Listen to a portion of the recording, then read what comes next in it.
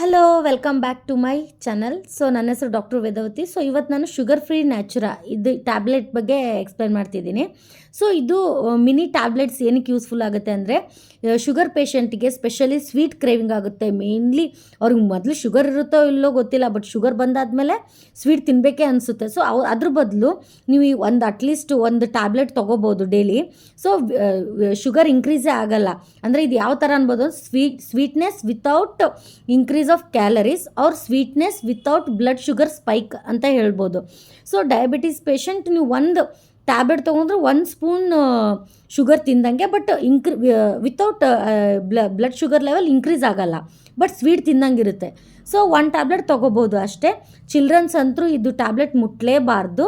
So ಇಷ್ಟ ಆಗಿರುತ್ತೆ ಈ ವಿಡಿಯೋ ಬಗ್ಗೆ. ಒಂದ್ಸಲ ಟ್ರೈ ಮಾಡಿ ನೋಡಿ. ಶುಗರ್ ಪೇಷಂಟ್ ಯಾರೇ ಇದ್ದರೂ ನಿಮ್ಮ ಮನೆಗೆ ಫ್ಯಾಮ್ಲಿ ಫ್ರೆಂಡ್ಸ್ಗೆ ಶೇರ್ ಮಾಡಿ ಈ ವಿಡಿಯೋ. ಸೊ ಇಷ್ಟ ಆಗಿರುತ್ತೆ ಈ ವಿಡಿಯೋ ಬಗ್ಗೆ. Like, share, subscribe to my channel. Thank you.